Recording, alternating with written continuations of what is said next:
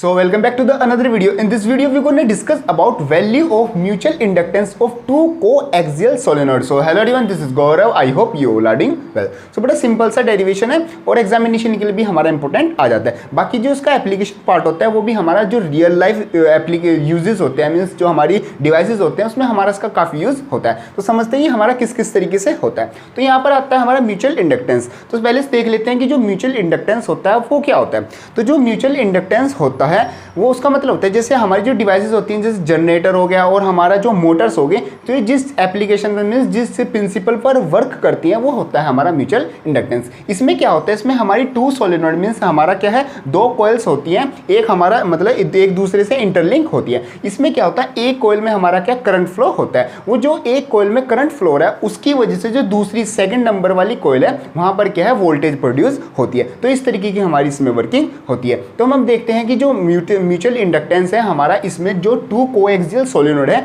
उसमें mutual inductance की value कितनी आती है. तो बिल्कुल सिंपल सा इतना हम काम करने वाले और सिंपल सा ही हमारा डेरिवेशन होने वाला है.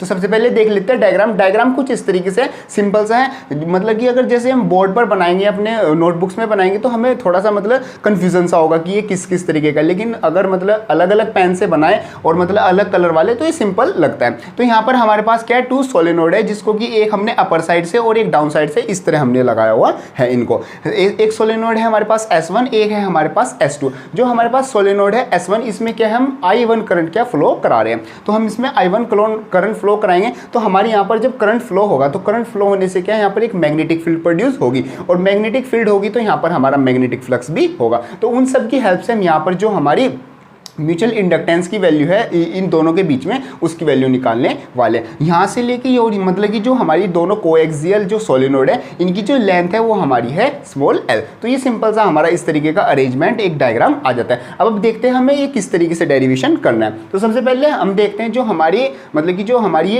S1 सोलेनॉइड थी इसमें क्या I1 करंट फ्लो हो रहा था. अब जहाँ पर I1 करंट फ्लो होगा वहाँ पर कुछ मतलब कि करंट के फ्लो होने से हमारी वहाँ पर मैग्नेटिक फील्ड प्रोड्यूस होगी. तो हम देखते हैं मैग्नेटिक फील्ड कितनी प्रोड्यूस हो रही है. तो यहाँ पर S1 की वजह से, S1 में I1 करंट फ्लो होने की वजह से हमारी कितनी मैग्नेटिक फील्ड प्रोड्यूस हो रही है, B1 मैग्नेटिक फील्ड प्रोड्यूस हो रही है. तो B1 की वैल्यू हमें पता है, ड्यू टू सोलेनॉइड जो मैग्नेटिक फील्ड प्रोड्यूस होती है वो होती है B1 = new not N1 I1. ये हमारी वैल्यू होती है. इनविच जो स्मॉल n1 है मीन स्मॉल n है उसकी वैल्यू हमें पता है वो होती है number of turns per unit length, वो हमारी वैल्यू आती है. और I तो हमें पता है वो सिंपली हो गया हमारा करंट. तो N1 को हम लिख सकते हैं number of turns per unit length और N1 की वैल्यू होगी नंबर ऑफ टर्न्स मतलब कि टोटल नंबर ऑफ टर्न्स, जो कि S1 में कितने हैं वो है N1 number of turns total.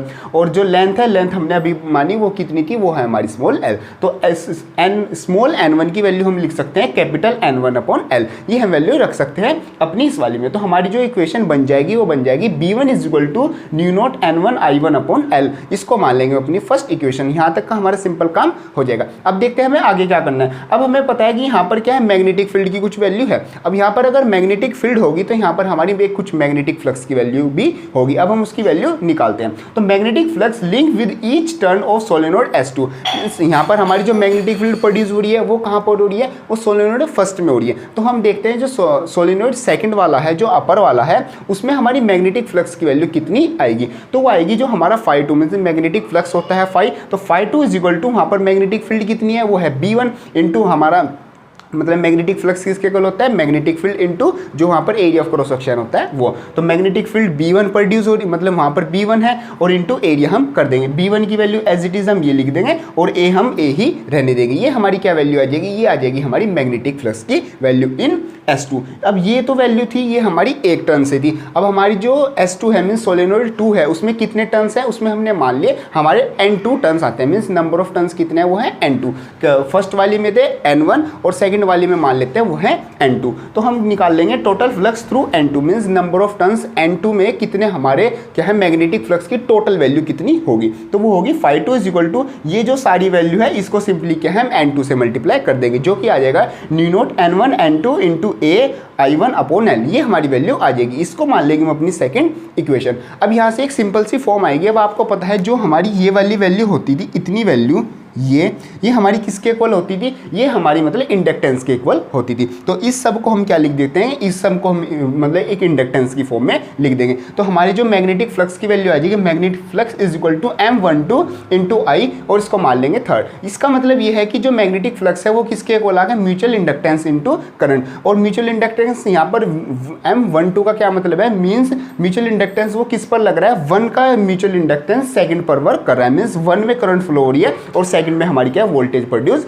हो रही है। और ऐसे ही जो हमारी सेकंड और थर्ड इक्वेशन आती है, इन दोनों को जब हम कंपेयर करेंगे तो हमें पता चलेगा कि जो M12 है और जो M21 है वो दोनों वैल्यू क्या आपस में इक्वल आती है। मीन्स जो 1 जो सेकंड पर प्रोड्यूस करेगा वही जो सेकंड है वो 1 पर प्रोड्यूस करेगा, मीन्स दोनों की वैल्यू क्या होंगी, आपस में इक्वल होगी। तो जो M12 और M21 की वैल्यू आएगी वो आएगी new not N1 N2 A upon L, ये हमारी सिंपल सी वैल्यू आ जाएगी। तो ये आ जाता है हमारा mutual inductance of two coaxial solenoid. ये हमारा इस तरीके का डायग्राम और इस तरीके का सिंपल सा डेरिवेशन आ जाता है। आई होप आपके अच्छे से समझ में आ गया होगा। अभी भी अगर आपका कोई डाउट आता है इससे रिलेटेड या इससे मतलब इस चैप्टर से या पूरी फिजिक्स से कोई भी डाउट आता है तो उसका आपको एक बार कमेंट बॉक्स कर देना या फिर मेरे को इंस्टाग्राम पर मैसेज कर देना।